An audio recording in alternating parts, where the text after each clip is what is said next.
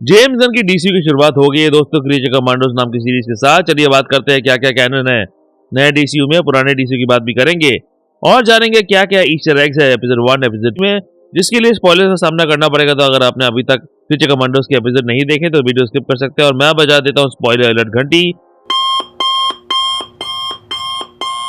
क्योंकि ये है क्रीचर कमांडोज एपिसोड 1-2 का ब्रेकडाउन वीडियो। और उससे पहले लाइक सब्सक्राइब कर दीजिएगा, नोटिफिकेशन घंटी बजा दीजिएगा ताकि अपडेट्स मिलते रहे आप लोगों को। वेलकम टू द चैनल जो प्लेटफॉर्म है एमसीयू, डीसी और फिल्मों की हर खबर का जस्ट अ रिव्यू। डीसीयू की जर्नी जिसकी शुरुआत हुई थी एमसीयू की अपार सफलता के बाद, जहां डीसीयू ने अपने सुपर हीरो किरदारों के साथ एक यूनिवर्स बनाने की कोशिश की थी, जिसके लिए उन्होंने चूज किया फिल्म मेकर जैक स्नाइडर को। पर वो फिल्में इतनी चल नहीं पाई, कुछ चली कुछ बुरी तरह फ्लॉप हुई। फिर स्नाइडर को हटाया गया, एवेंजर्स के डायरेक्टर जॉस व्हीडन को लाया गया, पहले रीराइट के लिए, फिर वही फिल्म के डायरेक्टर बन गए। पूरा खिचड़ी बन गया था हेनरी कैविल के डिजिटली रिमूव्ड मूंछ की तरह। फिर आया ये आदमी। The hierarchy of power in the DC universe is about to change. और उनका सपना भी डीसीयू ने छीन लिया जब डिस्कवरी ने डीसीयू को खरीद लिया और आखिर में बनाया गया guardians of Galaxy director James Gunn और प्रोड्यूसर पीटर जैफरन को डीसीयू के नए हेड्स। उनकी पहली सीरीज ऑफिशियली होगी क्रीचर कमांडोज। हालांकि दोनों एपिसोड क्लियर करते हैं कि क्रीचर कमांडोज डीसीयू के पहले प्रोजेक्ट्स नहीं है, क्योंकि वो जो प्रोजेक्ट्स जेम्स गन के द्वारा डीसीयू में बनाया गया वो सारे प्रोजेक्ट्स हैं डीसीयू में कैनन। एक चीज को छोड़ दे तो जिस पर मैं बाद में आऊंगा, मतलब मेरा बनाया हुआ सब कल्ट और दूसरों का कचरा, वह गन साहब मान गए। अच्छा लगता है मुझे, बहुत मजा आता है। और अगर ये कम था तो गन साहब का चेहरा बिगिनिंग क्रेडिट्स में भी दिखाया गया। गन तो भगवान बन गया डीसीयू के। एपिसोड की शुरुआत होती है सुपरमैन के चेन तोड़ने वाले लोगों के साथ, जो सुपरमैन के कई कॉमिक्स में दिखा था, जहां वो चेन तोड़ता है, जिसका सबसे पहला अपीयरेंस दिखा था शायद सुपरमैन 11 के 1941 के कवर में। सुपरमैन का ये लुक हालांकि सबसे पहले सुपरमैन कॉमिक से लिया हुआ है, जिसे लिखा था जेरी साइगल और जो शूस्टर ने, जहां उसके ब्लू कलर के बाल थे। क्रीचर कमांडोज के किरदार कॉमिक्स में पहली बार दिखे थे वियर्ड वॉर टेल्स नाम की कॉमिक में, जिसे क्रिएट किया था जेएम डेमेटिस और पैट ब्रॉडरिक ने, जहां उनके किरदार को दर्शाया गया था सोल्जर्स जिन पर एक्सपेरिमेंट करके मॉन्स्टर बनाए गए थे। पर उन कॉमिक्स का ओवरऑल हुआ 1966 के crisis on infinite earth comic book के साथ, जहां सारे डीसी हीरोज को नया लुक और कहानियां मिली। क्रीचर कमांडोज को मिला नया comic book Frankenstein agent of shade comic book run के साथ। क्रीचर कमांडोज नाम से हालांकि कॉमिक्स सबसे पहले लिखना शुरू हुआ था मई 2000 से ही, जिसे लिखा था टिम ट्रूमन ने। सीरीज की शुरुआत में दिखाया जाता है बेल रीफ करेक्शन फैसिलिटी, जिसका लुक जेम्स गन के द सुसाइड स्क्वाड के बेल रीफ से काफी मिलता जुलता है। और जैसे मैंने कहा, द सुसाइड स्क्वाड कैनन है जेम्स गन के डीसीयू का। अमांडा वॉलर, जिसकी आवाज दी है वायला डेविस ने, जो डीसीयू की तीनों इटरेशन में वॉलर का रोल कर चुकी है। स्नाइडर वालों में तो वो थी डेविड आयर के सुसाइड स्क्वाड में, फिर गन के द सुसाइड स्क्वाड में भी थी वो as Amanda Waller. Dwayne Johnson के हायरार्की वाले डीसीयू में भी थी वो, जहां उन्होंने कैमियो किया था हेनरी कैविल के सुपरमैन वाले सीन में। और अब फाइनली गन के डीसीयू में भी वो होने वाली है। तो हर जगह से पैसे कमा रही है वायला मैडम। उनके साथ है रिक फ्लैग सीनियर, जिन्हें आवाज दी है एमसी के ब्रॉक रम्बलो फ्रैंक ग्रिलो ने। इस एपिसोड में क्लियर है कि रिक फ्लैग पता है द सुसाइड स्क्वाड और आयर के सुसाइड स्क्वाड में दिखे रिक फ्लैग जूनियर का, जिस किरदार को निभाया था जोल किनमैन ने। द सुसाइड स्क्वाड में इस किरदार को जॉन सीना के किरदार पीस मेकर ने मार दिया था। और इस एपिसोड में समझाया गया कि जूनियर और सीनियर काफी क्लोज थे, तो पीस मेकर की तो वाट लगने वाली है पीस मेकर सीजन 2 में, जहाँ रिक फ्लैग सीनियर दिखेंगे। रिक गन के डीसीयू की पहली फिल्म सुपरमैन में भी दिखने वाले हैं। दोनों देख रहे हैं एक न्यूज रिपोर्ट, जहाँ बताया जा रहा है कि पोकलिस्तान नाम की जगह में सर्सी नाम के किरदार ने जंग छेड़ दी है। उसकी मदद कर रहे हैं सन्स ऑफ थेमिस्कीरा नाम के गैंग। सर्सी ने उन्हें वादा किया कि वो लोग पोकलिस्तान के पर कब्जा करने के बाद थेमिस्कीरा पर अटैक करेंगी। थेमिस्कीरा है कॉमिक्स में वंडर वुमन का घर, जहां सिर्फ औरतें रहती है। सन्स ऑफ थेमिस्कीरा को ये पसंद नहीं है। सन्स ऑफ थेमिस्कीरा नाम भी कॉमिक्स से लिया गया है, जहाँ अमेजोनियंस को अगर लड़के होते हैं तो वो उन बच्चों को कर देते हैं अबैंडन बच्चों को कॉमिक्स में कहा जाता था सन्स ऑफ थेमिस्कीरा। इस एपिसोड में दिखाया गया ये लोग हालांकि एक रैंडम ग्रुप है जिनको पसंद नहीं है अगर औरतें ग्रो करे तो।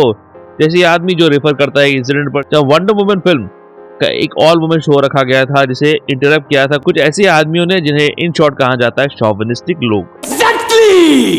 इससे ये भी क्लियर होता है कि थेमिस्कीरा सच में है कि नहीं, इस दुनिया में अभी क्लियर नहीं है और वंडर वुमन अभी तक इस दुनिया में एग्जिस्ट नहीं करती। सर्सी एक वंडर वुमन विलन है, जो है एक एंशिएंट इमॉर्टल सॉर्सरर जिसके पास इनक्रेडिबल पावर्स है। इस किरदार को आवाज दे रही है witch of fame Anya Chalotra. आप याद रखिएगा, जो एक्टर इस सीरीज में किरदारों को आवाज दे रहे हैं वही लाइव एक्शन में भी इन किरदारों को निभाएंगे। तो आन्या गन के वंडर वुमन प्रोजेक्ट में देख सकती है जब भी बने वो। पोकलिस्तान भी एक असली डीसी कॉमिक वाली जगह का नाम है जो सबसे पहली बार दिखा था 2001 की Superman the man of steel 109 comic book run में। फिर वॉलर रिक को ले जाती है एक हिडन जगह में जहां बेल रीव के मॉन्स्टर को रखा गया था। बीच में रिक इस चीज पर भी मेंशन करता है कि आप वॉलर को सुसाइड स्क्वाड बनाने पर रोक लगा दी है गवर्नमेंट ने, जब उसकी बेटी उसका राज खोल दिया था दुनिया के सामने। जो हुआ था पीसमेकर सीरीज में उसकी बेटी का किरदार निभाया था डेनियला ब्रुक्स ने। पीसमेकर भी कैनन है, क्लियर है इसी सीन से। जो एक चीज कैनन नहीं है वो है जब जस्टिस लीग अपीयर हुए थे पीसमेकर सीजन 1 के आखिरी पलों में, जहां जेसन मोमोआ और एज़रा मिलर एज एक्वामैन और फ्लैश भी दिखे थे। गन ने कंफर्म किया कि ये चीज कैनन नहीं है क्योंकि जस्टिस लीग तो अब भगवान गन ही बनाएंगे। अच्छा लगता है मुझे, बहुत मजा आता है। सबसे पहले देखती है ब्राइड, जिसे आवाज दी है Indian American actor Indira Verma ने, जिन्होंने प्रचलित फिल्म कामसूत्रा में भी काम किया था जो अच्छी थी। अच्छा, तो ब्राइड इसे लिया गया है मैरी शेली के नॉवल फ्रैंकेनस्टाइन से, जिसको बाद में डीसी कॉमिक्स में एज अ किरदार इंट्रोड्यूस किया गया था। इनफैक्ट मैरी शेली के नॉवल से भी एक लाइन एपिसोड 2 में सुनने को मिलता है। Shall each man find a wife for his bosom and each beast have his mate and I be alone? पढ़ रही है यंग लव नाम की किताब, जो एक्चुअली नाम है डीसी की रोमांटिक सीरीज ऑफ कॉमिक्स का नाम। फिर नजर पड़ती है बैटमैन विलेन डॉक्टर फॉस्फोरस पर, जिसे आवाज दे रहे हैं एलन ट्यूडिक। कॉमिक्स में फॉस्फोरस है रूपर्ट थ्रॉन। बॉडी एक्सपोज हो गई थी रिएक्टर कोर के साथ एक एक्सीडेंट में, जहां उसकी बॉडी फंडामेंटली बदल गई थी। तो फॉस्फोरस और उसका शरीर अब परमानेंटली जल रहा है बिना बुझे आग की तरह। रिक उसे बुलाता है जेसन एंड आर्गोनॉट्स, जो एक 1963 फैंटेसी फिल्म थी जहां हीरो ने फॉस्फोरस के तरह दिखते कैरेक्टर से लड़ा था।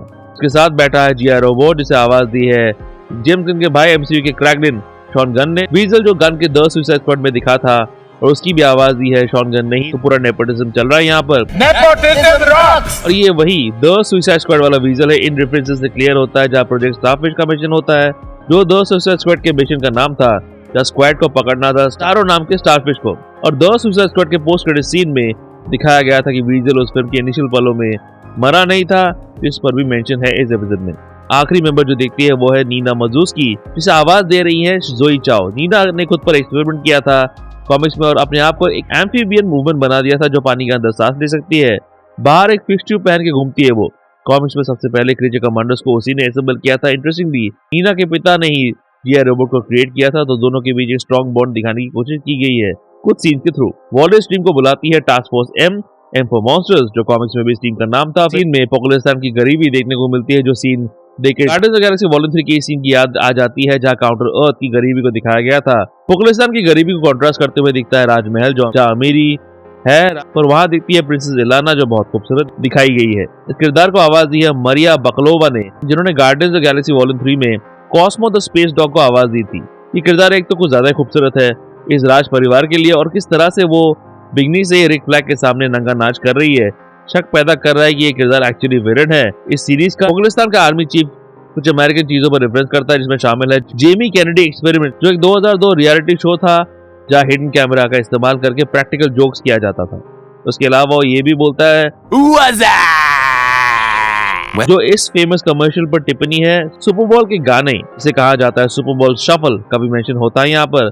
रशियन बॉर्न अमेरिकन मैनिक्योरिस्ट और टेलीविजन पर्सनालिटी क्लारा पेलर की मीम पर भी मेंशन करता है ये आदमी। Where's the beef? एक सीन में जी.आई. रोबोट इलाना के रूम को गार्ड करते हुए अपने नाजी डेथ्स को गिनता है, जहां वो मेंशन करता है सारे रियल लाइफ वर्ल्ड वॉर 2। वो मेंशन करता है जून 1944 के नॉर्मंडी इन्वेजन की, जहां उसने 38 नाजीज को मारा था। हर्डगेम फॉरेस्ट के जंग पर भी मेंशन करता है वो, जहां उसने 83 नाजीज को मारा। और 1944 के बैटल ऑफ आचेन पर भी मेंशन करता है वो, जहां जी.आई. रोबोट ने 14 नाजीज को मारा था। फॉस्फोरस रिक फ्लैग के रूम के अंदर वो रिमोट ढूंढ रहा है, जिससे वॉलर अपने स्क्वाड को कंट्रोल करती है, जो हमने द सुसाइड स्क्वाड में भी देखा था। तभी रिक उसके सामने आ जाता है और उसने पहनी है सफेद अंडरवेयर, जो द सुसाइड स्क्वाड के जॉन सीना के अंडरवेयर सीन की याद दिलाता है। फाइट द ब्राइड इस एपिसोड से कंफर्म होता है पोकलिस्तान की है, और वो पहुंच जाती है अपने क्रिएटर विक्टर फ्रैंकेनस्टाइन के घर। बगल के घर में एक लेडी उसे और नीना को एंटर होते हुए देखती है, जिस लेडी के मोबाइल में है जैक एफ्रॉन का फोटो। वो फोन करती है फ्रैंकेनस्टाइन को, जिसे आवाज दी है MCU great guardian David Harbour ने। फ्रैंकेनस्टाइन दिखता है हवाइन शर्ट में, जो एमसीयू के हॉकाई सीरीज में किंग पिन के सीन की याद दिला रही है, जहां किंग पिन ने भी हवाइन शर्ट पहना हुआ था। एपिसोड 2 में दिखाया जाता है ब्राइड के ओरिजिन को, जहां दिखते हैं कटे हुए पैर, हाथ और एक कटा हुआ सर। ब्राइड और फ्रैंकेनस्टाइन दोनों मैरी केलर के नॉवल से लिए हुए किरदार है, जो मैंने पहले मेंशन किया था। इन दोनों को विक्टर फ्रैंकेनस्टाइन ने बनाया था as a science experiment. Bride को विक्टर ने फ्रैंकेनस्टाइन की जिद पर बनाया था क्योंकि फ्रैंको को कंपनी चाहिए। फ्रैंकेनस्टाइन पर एक फिल्म भी बनी थी 1931 में और ब्राइड दिखी थी उसी फिल्म के सीक्वल ब्राइड ऑफ फ्रैंकेनस्टाइन में। विक्टर फ्रैंकेनस्टाइन जिसे आवाज दी है पीटर सेराफिनोविच ने, जो गार्डियंस ऑफ द गैलेक्सी का भी पार्ट थे, उन्होंने पहले फ्रैंकेनस्टाइन को कहा थोड़ा धीरज रखो, 13 नंबर भी आएगा, जिसमें फ्रैंकेनस्टाइन विक्टर की बीवी को मारने की धमकी देता है, जो उसने 1931 वाली फिल्म में किया था।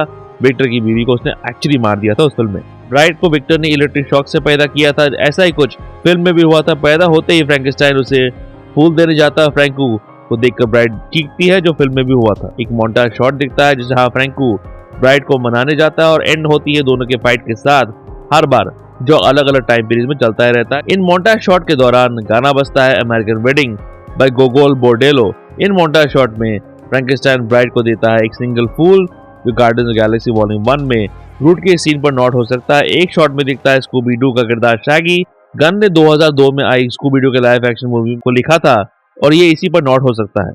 एक मोन्टाज शॉट में वो दोनों वर्ल्ड वॉर 2 में भी दिखते हैं। क्या जिया रॉबर्ट से मिले थे ये लोग, जो भी वर्ल्ड वॉर 2 का पार्ट था। एक सीन में रियल लाइफ सिंगर इग्विन हट्स भी दिखते हैं। उसी सीन में फ्रैंकेनस्टाइन दिखता है इस टी शर्ट के साथ, जो द सुसाइड स्क्वाड में रिक फ्लैग जूनियर को पहनते हुए दिखाया गया था। वही इस फ्लैशबैक के साथ साथ प्रेजेंट डे में सर्सी भिड़ती है ब्राइड के खिलाफ। ताबड़तोड़ फाइट सीन जिसका अंत होता है तो ब्राइड और नीना के लहूलुहान बॉडी के साथ। क्रिएचर कमांडोज काफी पसंद आया मुझे। कुछ स्पार्क है सीरीज में जो डीसीयू की नई शुरुआत कर रही है। देखना चाहूंगा आगे क्या होता है। जियो सिनेमा पर स्ट्रीम हो रही है सीरीज, आपको कैसी लगे कमेंट सेक्शन में बताओ। लाइक सब्सक्राइब कर दीजिएगा। Chris Evans is back in MCU वाला वीडियो और पुष्पा 2 का रिव्यू वीडियो आखिर में है, चेकआउट जरूर कीजिएगा। और ऐसे डीसीयू रिलेटेड वीडियोस के लिए देखते रहिए just in review. Nerdy view के अपडेट्स के लिए और छोटे बड़े स्निपेट्स के लिए फॉलो कीजिए ऑन ट्विटर @ProNerdyView201 में और ProNeedDiaryBlogspot.com में भी आपको अपडेट्स मिल जाएंगे।